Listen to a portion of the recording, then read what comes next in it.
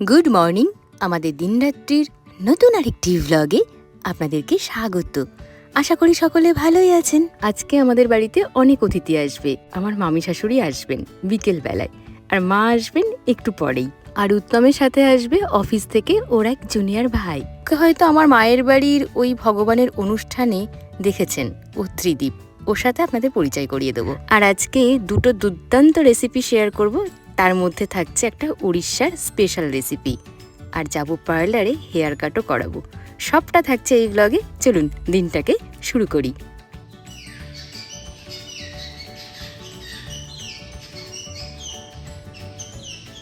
সকালের শুরুতেই কুটুম এসে হাজির। এই ফিঙের ডাক এর আগে এত সুন্দর করে আমি শুনিনি, তাই আপনাদের সাথে একটু শেয়ার করে নিলাম। দুই বন্ধুতে দেখি আমার ওই জানালায় বসে কথা কইছে। কি আলাপচারিতা করছে জানি না, ওদের ভাষা তো আমি বুঝি না। একজন উড়ে যেতেই অপরজনও তার পিছু নিল। আজকে সকালবেলায় রান্নাঘরের দায়িত্ব মামুনি আর উত্তমের। উত্তম মেন রাঁধুনি, মামুনি হেল্পার। আর এখানে বাবু বসে আছেন, মানে আমার শ্বশুর মশাই। ওনার সকালবেলায় খাবার খাওয়ার সময় হয়ে গেছে। আজকে ওরা মায়ে ছায়ে রান্না করেছে খিচুড়ি, অল টাইম মাই ফেভারিট। আমি সত্যি ভীষণ ভালোবাসি খিচুড়ি খেতে। খিচুড়িটা মনে হচ্ছে হয়ে গেছে। চলুন একবার ঢাকনাটা খুলে দেখি, আর বাবুকে প্রথমে খেতে দিয়ে দিই। গত দিনের ব্লগে আমি আপনাদেরকে বলেছিলাম সারা রাত জেগে একটি মিষ্টি বানিয়েছি। কি হয়েছিল সে রাতে আপনাদের সাথে এবার শেয়ার করি। আসলে আমি ভেবেছিলাম উড়িষ্যার ছানা পোড়া বানাবো, আর ম্যাঙ্গো ডেজার্ট যেহেতু আমার সিরিজ চলছিল ম্যাঙ্গো সিজনে, সেই জন্য ভেবেছিলাম এই রেসিপিটা বানাতে একটু সময় লাগবে, এটা শেষের দিকে বানাবো। সেই কারণেই এই 8 নম্বর রেসিপি হচ্ছে এটা আমার। ছানা পোড়া বানানো একটু সময় সাপেক্ষ হলেও এটা কিন্তু খুব সহজ একটা রেসিপি। চলুন শেয়ার করে দিই আজকে আপনাদেরকে।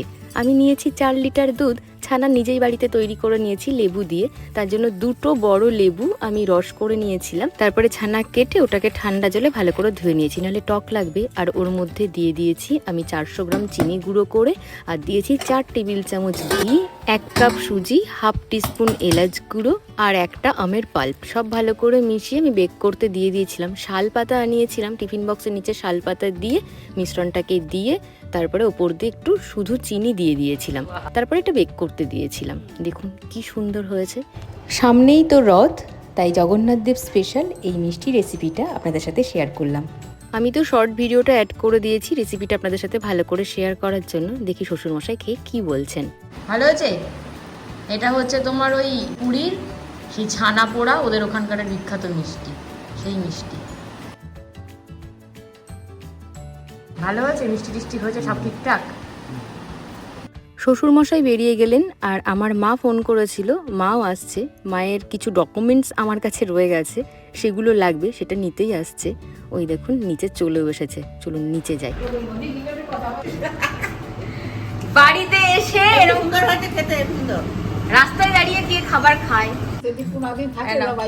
সত্যি আমরা ব্যস্ত, জানিস তো, সত্যি আমরা ব্যস্ত। আমরা রাস্তায় দাঁড়িয়ে দাঁড়িয়ে খাচ্ছে, ঘরের মধ্যে ঢুকলো না, পায়ে নাকি তার নোংরা জল। এবার বলো কেমন হয়েছে খেতে? বললাম তো, আগেই তো বললাম খুব সুন্দর হয়েছে। কিছু কি কম বেশি হয়েছে মা? আমার কাছে কিছু কম বেশি লাগছে না। এলাচের গন্ধ কি বেশি লাগছে না ঠিকই আছে? ঠিক আছে না? আমি ওটা নিয়ে একটু টেনশন করছি যে এলাচটা বেশি হয়ে গেল কিনা। কারণ নতুন বড় বড় মোটা মোটা এলাচ, বুঝতে না, এগুলো তো ছোট ছোট ছোট ছোট এলাচ। ব্যাংকে যাচ্ছ? ঠিক আছে, ব্যাংকে কাজ আছে। এখন কেমন কি বলতে, একই রকম চাল, এই বর্ষা চাল ভালো হয় না। এই চালটা কিনে রাখলাম একই রকম, আমার সেই আবার সেই চলে আসবে। তো বর্ষার সাইডে বর্ষা পার হয়ে যাবে। বর্ষা কেন, শীতকাল পার হয়ে যাবে। আচ্ছা চলো টাটা, যাও যাও। টাটা। না, আমার এই বৃষ্টি জল না পায়ে দিলে আমার খুব বিরক্ত লাগে। বৃষ্টি জলে পা দিতে ইচ্ছে করে না, জানিস তো। এরকম আশা যে কে মেয়ের বাড়ি আসে? আমি কি বলছি, এরকম আশা কে আসে? মেয়ের বাড়ি ঠিকই আছে, দুরিয়ালি করে আস্তে আস্তে কাজ সারা থাকতো। মায়ের পায়ে জল কাদা বলে তো মা ভেতরে এলো না। আর মাকে বললাম তাহলে এই জল পেরিয়ে আর কাউকে আসতে হবে না, আমি বাড়ির জন্য দিয়ে দিচ্ছি, তুমি সবাইকে একটু ভাগযোগ করে দিয়ে দিও। চলুন তাড়াতাড়ি নিচে যাই। মা একেবারে শশব্যস্ত, ওনার দাঁড়ানোর এক ফোঁটাও সময় নেই আজকে। আয় ভাই, ভাই চল। হ্যাঁ, কলকাতা থেকে জার্নি করে মরেই যাই। নিন। আপনার কি চামচ লাগবে? হ্যাঁ, হাত দিয়ে ধরে খেলে ভালো হবে, একটু শক্ত হয় তো মিষ্টিটা। খেয়ে দেখ তো বাইট দিয়ে। সারা রাত জেগে এই মিষ্টি বানিয়েছি। এবার বলি সারা রাত কেন এই মিষ্টি বানাতে আমার লেগে গেল। আমি রান্নাঘরে গিয়েছিলাম রাত 10টার সময়। প্রিপারেশন করতে আমার সময় লেগেছিল 1.5 ঘন্টা। 11:30টার সময় ছানা পোড়ার এই মিশ্রণটাকে আমি গ্যাস ওভেনে একেবারে লো ফ্লেমে বসিয়ে দিই। আমি জানতাম 1.5 ঘন্টাতে বেক হয়ে যাবে। 1টা পর্যন্ত ঠিক আছে, জেগে থাকা যাবে, কোনো অসুবিধে নেই। 1টা পর্যন্ত জেগেছিলাম। 1টার সময় যখন আমি ওটা ওপেন করি দেখি কিছুই হয়নি। তখন মনে হলো আরও 1 ঘন্টা সময় লাগবে। রাত 2টোয় অ্যালার্ম সেট করে শুয়ে পড়লাম। 2টোর সময় ঘুম ভেঙে চেক করে দেখি তখনও হয়নি, আরও ঘন্টাখানেক হয়তো লাগবে। আবার 3টেই অ্যালার্ম সেট করে শুয়ে পড়লাম। ঘুম ভাঙেনি যথারীতি। 3:15 বেজে গেল ঘুম থেকে উঠতে উঠতে। চেক করে দেখলাম তখনও হয়নি। তখন এত কষ্ট হচ্ছিল আমি আর অ্যালার্ম সেট করিনি, কারণ ওই 4:30 পৌনে 5টায় তো আমি নিজে ঘুম থেকে উঠেই যাই। তখন আবার শুয়ে পড়লাম। পৌনে 5টার সময় গিয়ে আমি গ্যাসের ফ্লেম বন্ধ করি, অর্থাৎ আমার সময় লাগলো 5 ঘন্টা প্লাস। আপনারা যদি গ্যাসের ফ্লেমটা আর একটু বাড়িয়ে দেন, মানে একদম হালকা লো ফ্লেমই কিন্তু একটু বেশি থাকলো, বা এটাকে যদি মাইক্রোওভেনে করা যায় এত সময় লাগবে না। আসলে আমি সহজ অ্যাক্সেস করতে চেয়েছিলাম সকলেই যাতে বাড়িতে এই মিষ্টিটা বানাতে পারে, যাদের মাইক্রোওভেন নেই বা এয়ার ফ্রায়ার নেই তাদের জন্যেই।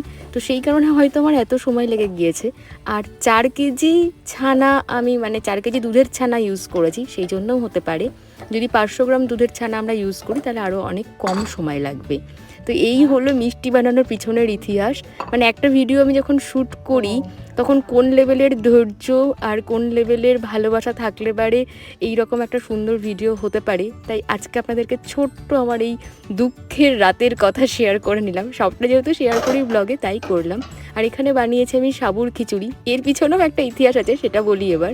একাদশীর রাতে আমাদের বানানোর কথা ছিল সাবুর পোলাও, কোনো কারণে সেটা আর হয়নি। তো সাবু তো আমার ভেজানো হয়ে গেছিলো, কি করব? জল ঝরিয়ে সেটাকে আমি ফ্রিজে রেখে দিয়েছিলাম, অনেকটা সাবু। তাই ভাবছি আজকে তার গতি করব, সন্ধ্যাবেলায় সাবুর পোলাও বানিয়ে দেব। বাবু এখনও ফেরেননি, উনি দুপুরে খাবেন না।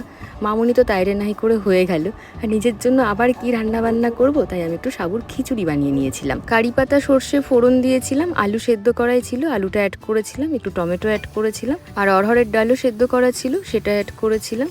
আর আমাদের যে বেসিক গুঁড়ো মশলাগুলো আছে সেগুলো দিয়ে জল দিয়ে ফুটিয়ে তারপরে সাবুটা অ্যাড করে নামিয়ে নিয়েছি। অনেক শোনো শোনো, এখানে এসো, শোনো শোনো।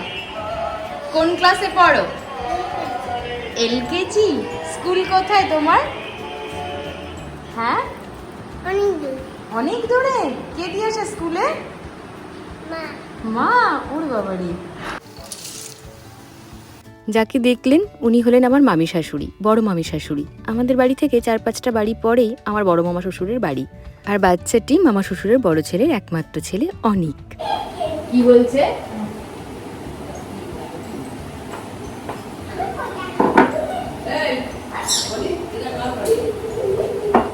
এই দেখুন কত সাবু, এত সাবু আমি কি করব? এখন মামুনি বাবুর জন্য বানিয়ে দিচ্ছি, আর ত্রিদীপ আর উত্তম যখন আসবে তখন আমাদেরটা বানিয়ে নেব। সবজিটা একেবারে ভেজে রাখলাম বাদাম কিশমিশ দিয়ে, সেগুলোকে আলাদা করে একটা বাটিতে তুলে রেখেছি অর্ধেকটা, আর এখানে শুধু মামুনি বাবুর জন্য বানাচ্ছি। আমি একটু আগেই স্নান করে এলাম, এখনও সন্ধে হয়নি। আসলে 6:30টার সময় যাব একটু বাজারে, দিদিকে বলা আছে। আমি এখান থেকে চলে যাব, আমি আর দিদি একসাথে তারপরে মিট করে বাজার যাব। অনেকদিন দুই বোনে একসাথে বাজারে যায় না, কিছু টুকিটাকি কাজ আছে, সাথে পার্লারে যাব, একটু হেয়ার কাট করাবো। ওদিকে ড্রয়িং প্লেসে মামিমা, মামুনি, বাবু, অনেক সবাই মিলে গল্প করছে, আর আমি এখানে কিচেনে রান্না করছি। এখন ঘড়িতে বাজে 5:30। রান্না না বসালে 6টার মধ্যে কমপ্লিট হবে না। 6টা কি, ওই 6টা 10-15 তো হয়েই যাবে, তারপরে বেরোনো আছে। আমার যদি ফিরতে দেরি হয়ে যায় সেই জন্য ওনাদের রাতের খাবারটা আমি দিয়ে যাচ্ছি। আপনারা তো জানেন সন্ধ্যে 6:30 থেকে 7টার মধ্যে আমার শ্বশুরমশাই খেয়ে নেন। আসো আসো, এখানে বসো। এবার ওর ভালো লাগবে কিনা জানি না, কম করে দিয়েছি। সকলে মিলে অনেককে জিজ্ঞাসা করছে এটা কার বাড়ি। অনেক একদম এক কথায় উত্তর, এটা ছোট জেম্মার বাড়ি। এটা নাকি আমার বাড়ি। ভাবুন তো, আমার এত ক্ষমতাই নেই এরকম একটা বাড়ি বানানো। শ্বশুরমশাইয়ের দৌলাতে তার বাড়িতে থাকি আর কি। যাই হোক, জোকস অফ দ্য পার্ট। অনেক আসার পর থেকে একটি কথাই বলছে যে আমি ব্রেকফাস্ট করে যাব। মানে মামিমা যেতে চাইছেন, সন্ধে লেগে যাবে। ওই দেখুন, আপনারা জানলা দিয়ে আকাশটা দেখলেই বুঝতে পারবেন। তো সন্ধ্যা দিতে হবে বাড়িতে গিয়ে, সেই জন্য উনি যেতে চাইছেন, কিন্তু অনেক যাবে না, ও ব্রেকফাস্ট করেই যাবে। খেতে অনেক ভালো, tasty tasty tasty, good boy. আবার এসো। হ্যাঁ, আমি আর দিদি এখন যাচ্ছি বাজার। আমরা যাচ্ছি বাজার পার্লার। আমাদের এখানে রেল বাজারের প্রায় সমস্ত দোকানগুলোই ভাঙা পড়ে গেছে, রেল কলোনিও অনেকটা ফাঁকা হয়ে গেছে। কেমন চারিপাশটা অন্ধকার থমথমে। রেলগেট পড়েছিল বলে একটু যানজট, কিন্তু অন্য সময় আসলে না পুরো নিশ্চুপ একটা এরিয়া। আমাদের বাজারটা এমন ছিল না। আজকে আমি যাচ্ছি তপনের পার্লারে। ওর পার্লারের নাম ক্যানভাস। এই যে দেখছেন ধানহাটার মোড়টি, এই মোড় থেকে সোজা ক্রস করে সামনের দিকে এগিয়ে যেতে হবে পল্লীশ্রী ক্লাবের দিকে। আমরা ভালো জায়গায় আছি, হাঁটু জল। হ্যাঁ, ও ব্যাঙে টয়লেট করলো, জল জমে যায় ওখানে, ওদের থেকে আমরা ভালো আছি। আমাদের রাস্তার থেকে ক্যানভাস, এটা বসেই আছে। ঝটাপটা গাপ, ঝটাপটা বেরিয়ে যাবো। জুতো পরে আসবো। হ্যাঁ, জুতো পাই দিয়ে আসো। কি পুরো ঘেমে গেলাম আজকে গিয়ে। আছি, খুব ভালো আছি। আপনারা কেমন আছেন? হ্যাঁ, ভালো আছি। বাবা যা গরম। ফুল তুলে দেখানে। বল। ম্যাডাম আজকে কি কাট হবে? কিচ্ছু কাট হবে না, যেটা সিম্পল কাটই ট্রিম করাবেন, সেটিং। আমরা দুজনেই বাড়ি থেকে হেয়ার ওয়াশ করে এসেছি। এত হেয়ার ফল হচ্ছে, মানে কি বলবো, কন্ট্রোলই হচ্ছে না। যদি কারোর কিছু জানা থাকে আমাকে প্লিজ একটু হেল্প করবেন। আর এখানে তপনের দোকানে কিছু অফার চলছে জুলাইয়ে, সেটা আমি শেয়ার করে দিলাম, আপনারা ওর সাথে যোগাযোগ করে নিতে পারেন। দিদি হেয়ার লেন্থটা আমার মতন করতে চাইছে, একদম স্ট্রেট করে নিতে চাইছে। ওর একটু হালকা করে রাউন্ড মতন ছিল নিচটা, তো ও একদম বলেছে যে ছোটোর মতন করে দিতে। আমি ভাবছি একদম শোল্ডার লেন্থ করে নেব, কিন্তু দিদি, তপন আর পার্লারের সকলেই মানা করছে যে এত সুন্দর লেন্থ হয়েছে হেয়ারটার কোনো দরকার নেই। আপনাদের মনে আছে কিনা জানি না, গতবার জুলাইয়ে যখন আমরা এই বর্ষাকালেই গিয়েছিলাম দার্জিলিং, তখনও কিন্তু আমি হেয়ারটা অনেকটা ছোট করে নিয়েছিলাম। ওই কাটটা আমার ফেসের সাথে আমার মনে হয় ভালোই যায়, কিন্তু ওরা সকলে মানা করাতে এখন আমি কনফিউজড হয়ে গেছি। তপন বলছে আগে তো একটু হেয়ারটা সেট করে নিই, তারপরে ম্যাডাম আপনি সিদ্ধান্ত নিন।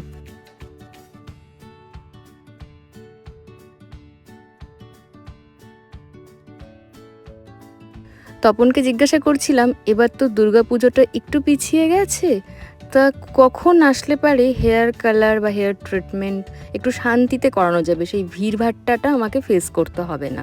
ও বলল ম্যাম ঠিক 1 মাস আগে আসবেন, তাহলে কালারটাও সেট হয়ে যাবে, আর আপনার হেয়ার কাটটা করার পরেও হেয়ারটাও সুন্দর বসে যাবে আর কি।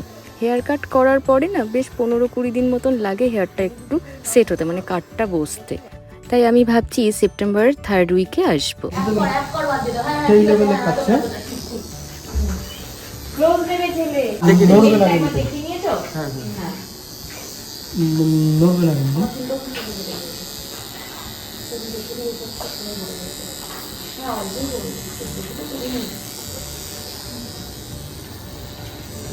পার্লারে এসে একটু তো সময় লেগেই যায়, কিন্তু সময় আমরা বাঁচাতেই পারি। আমরা যেমন হেয়ারটা বাড়ি থেকে ওয়াশ করে এসেছি, তাহলে সময়টা একটু কম লাগলো।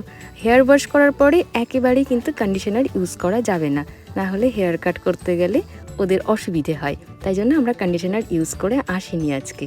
আর দেখুন তো কাটটা কেমন লাগলো আপনাদের। আর আমরা এখন চলে এসেছি ফুচকা খেতে। কেমন বানিয়েছে? ভালো।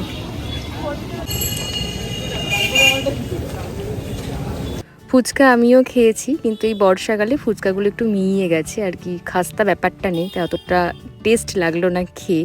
দিদি বললো একটা রোল খাবে, ও নিয়েছে একটা এগ রোল। আর আমি যেহেতু ননভেজ খাই না, তাই আমি নিয়েছি একটা আইসক্রিম। আইসক্রিমটা খেয়ে খুব শান্তি পেলাম আর কি। আর বাড়িতে ফোন করেছিলাম, উত্তমাত্রিদি বাড়ি চলে এসেছে।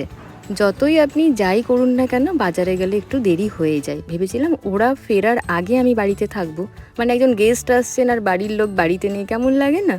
কিন্তু ওরা এসে গেছে। দিদি ওদিকে ফ্রেশ হয়ে বেরিয়ে এসেছে, দাঁড়ান ওদের খাবারটা দিয়ে দিই। দিদি এদিকে তাকিয়ে বলো কেমন হয়েছে? দারুণ হয়েছে খেতে। কুমার ভালো হয়েছে? যে এবার টেস্টটা করি। আমিও বসে গেছি ওদের সাথে খাবার নিয়ে। এখন ঘড়িতে বাজে 9টা। আজকে একটু লেট হয়ে গেছে।